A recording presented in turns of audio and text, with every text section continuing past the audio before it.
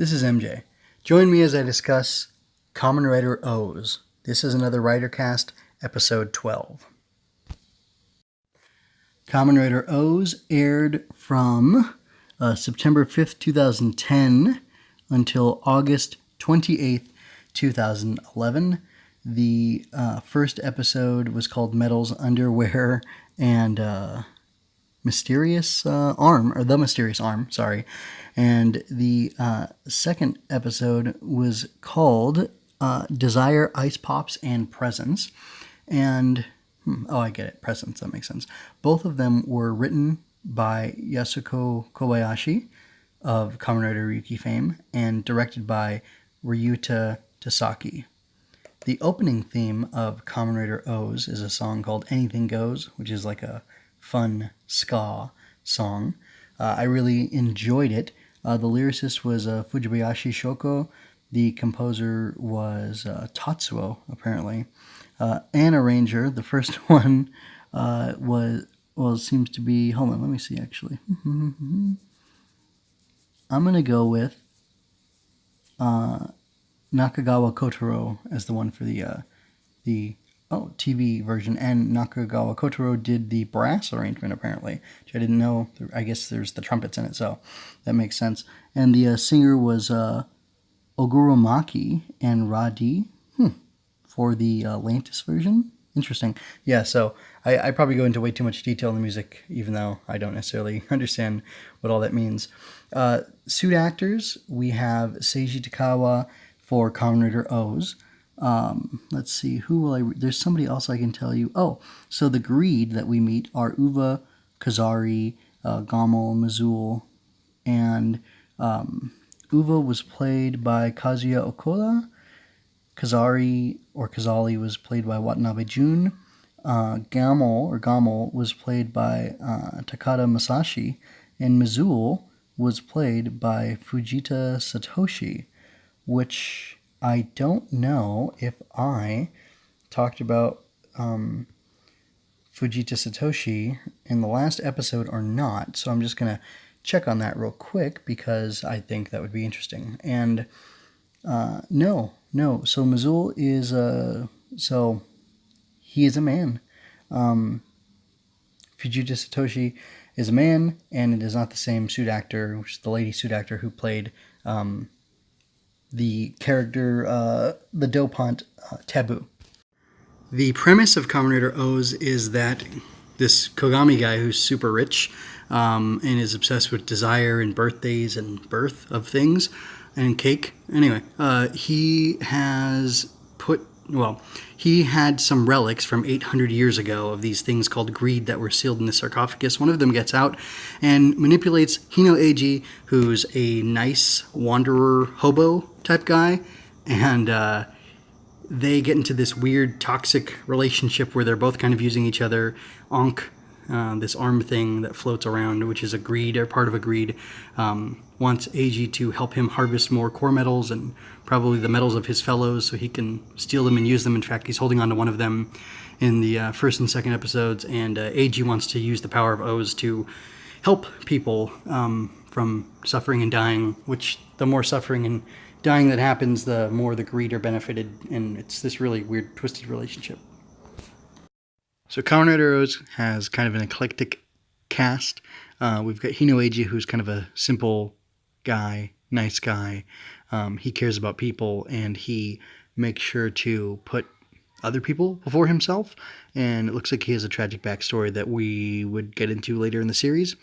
And then there's Ankh, who is selfish. He's literally a monster, and he is possessing the body of the detective Shingo Izumi. I think Izumi's the right name, who almost died, or who's like on the edge of death, but he needs a easy way to get around so he can help manipulate Eiji or use Eiji, whatever, to get more core metals and cell metals for himself. And then there's Hina, who's Shingo's sister, who for some reason she's incredibly strong, but we don't know why. And anyway, it should be interesting to see how that develops. Will she, be attacking monsters, helping in fights? Who knows? But maybe. I mean, she could lift a vending machine, no problem. And then all those weights that the couscousier restaurateur lady had set up on her door with the like blocking people from applying, I guess, which is pretty weird. But yeah, there you have it. The dynamic between the three of them looks like it could be fun, but I expect it to get uncomfortable because she thinks that Ankh is Shingo, and I think she probably should discover that pretty soon, unless he starts acting the part. But maybe it's to build tension, maybe it's to build drama. I'm not really sure. But she had a quick interaction with Eiji where she was nice and stuff, and nothing really with Shingo yet, except for this thing at the end of the episode. But we don't get to see that fully develop, so who knows what that could turn into throughout the show. The Greeed are much harder to characterize. They're monsters who will wantonly hurt humans to rebuild themselves and get their bodies back. Oh, and when they do that, they want to consume the world, which if you consume the world, where will you live? I wonder. Domination of the world makes sense to me, but consuming and destroying the world, not so much. Then another faction, the third faction we have here, is the Kougami people. There's Kougami, which is the guy in the red, the Happy Birthday Subarashi guy. And then there's Goto, the only guy left of the Ride Vendor Squadron. And then there's Satonatka, I believe is what her name is. And she's like an assistant, like a secretary to Kougami, but she's pretty close to him because she gets to see all the crazy weird stuff that he's doing. And I haven't really gotten to see what their dynamics are all going to be together, so I can't really judge on them. Although Goto... just seemed kind of funny that he was giving over stuff to O's, but I wonder if he's relieved because like all his crew got wiped out, like they all died, and he's taking it very much in stride, which is a little strange. But that's how it goes in fiction. Luke, when his aunt and uncle died, and when Ben died, he's like, a couple minutes later in the movie, he's ready to move on. And I must move on now to talk about design, because I believe Kamen Rider OOO has fantastic design. So there's kind of a lot of elements. You've got the metals, there's the core metals, there's the cell metals. They repeat each other. There's this interesting sarcophagus that all the Greeed are sealed in. It has like the OOO's driver built into it, and it has a representation of the OOO's driver like as the whole lid of the thing. I don't know who came up with the mechanics for how the Greeed work, but it's interesting. They work on people's desires. They find someone who has a lot of desire. A slot forms in their head magically. They're able to throw cell metal in there. And then out of that is formed a yummy, which serves its own purpose and does some stuff for them. The yummy basically acts out the person's desire by consuming in some way, pursuing, and then once they find it, consuming the object of that person's desire. And then as the yummy's doing that, it generates more cell metals somehow. I guess it converts the desire into cell metals via its digestive system or whatever, and then that'll help that yummy evolve into a more advanced form. It looks like the one from the first and second episode turned into a bug, like a mantis, praying mantis type thing, because Uva is a bug guy. So that's pretty cool. Which, by the way, the design on them all is really neat. I like how cool it is. They've all got belts and, I don't know, just like chains and interesting details. And anyway, the yummies, when they've evolved into a more powerful, the like second stage, they can turn into weird mutant creatures, which is exactly what happens to this yummy. It was a different yummy. That's right, it was a different yummy. Anyway, so yeah, one of them turned into the cool mantis one, and one of them turned into a giant cockroach. So then that thing started destroying a building. But I'm not doing a recap. I'm just talking about the design work on those. The CGI thing, it was a little bit of a mess, but they always kind of are. But then again, they get to be a real showcase for the hero's power. So we get to see Eiji do a bunch of stuff with the power of O's. I mentioned before how the design of the driver, it looks like the lid of the crypt, and I think that's pretty interesting. I like how magical this belt is. It's got a nice simple look to it. It's neat that it tilts at a 45-degree angle for him to do the chart or the scanning on it. It's funny that it has a little metal holder on the left side. It doesn't feel like it was like a magical item, but it was designed by people. The Greeed were created by people, it seems. Or am I supposed to know that yet? I'm not sure. I can't remember. Anyway, moving on to the O's suit. I love how the base color of the whole suit is black, and then there's these highlights of gold. Well, no, there's highlights of the yellow, the red, and the green, and how it splits up the body. And I just think it's such a neat design, and I like the fact that they kind of go all out with the powers. You know, his feet transform and, you know, light up and whatever when he's doing the extra jumpy stuff with the bug legs, the grasshopper legs. And then when he's got the mantis power set, he's got, you know, these blades that he can use. That's really cool. They look really good. The design of them is it's really nice. It's just, I don't know, it's like a very, very well put together design. It's very slick, and I really like it. Well, anyway, just I like it. And I know it gets more complex as the show goes on, but like Tatoba is a great first form.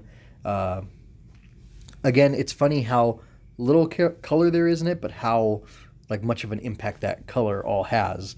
So that's pretty pleasing to the eye, and it's interesting. We got to see a lot more of double changing things up, I feel like, than we got to see with O's, but I don't mind the restraint that they used here.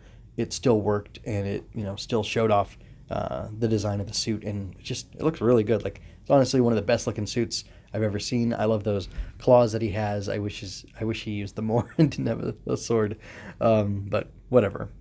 Tiger claws for the win.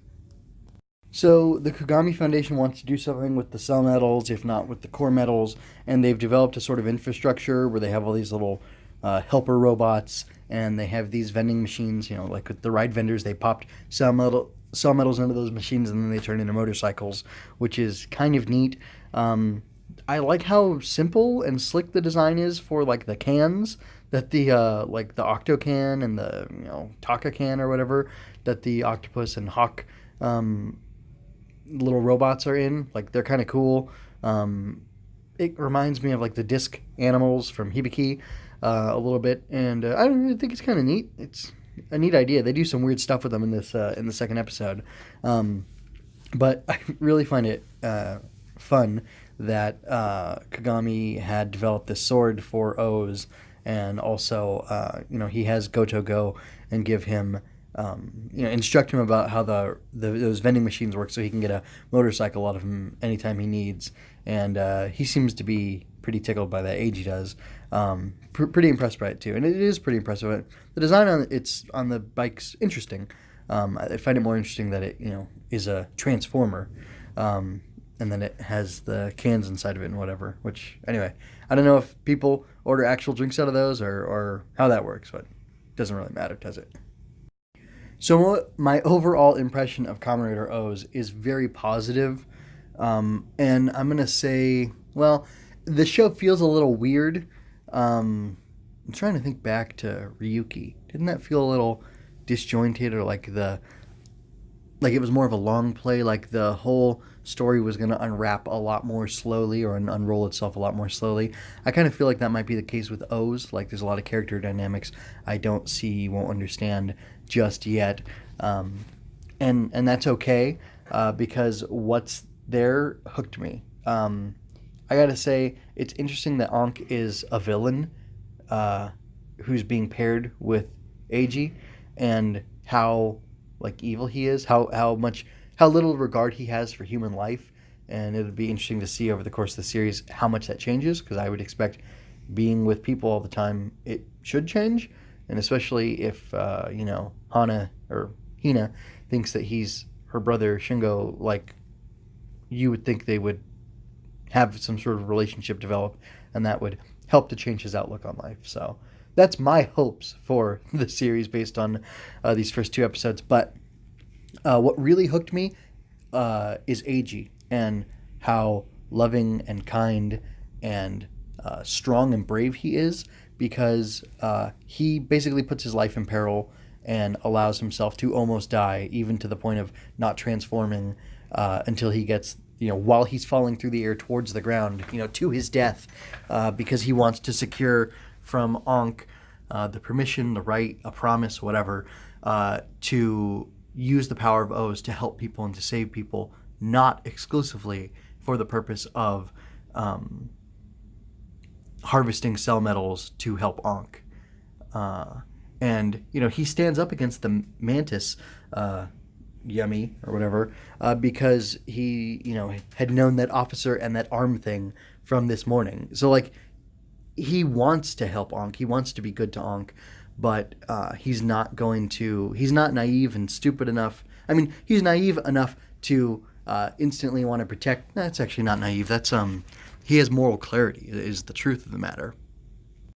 And I don't think that kind of moral clarity in this day of, punching Nazis and how everybody's a Nazi and all that crap, that's shocking. I'm I'm surprised more of the left-leaning Togo community hasn't rejected Eiji because of, him wanting to help anybody and everybody. Look, honestly, I know I have disagreements with people on how Ankh turns out in O's because I've seen the whole show. And I don't understand the love for Ankh, especially with what kind of character he is.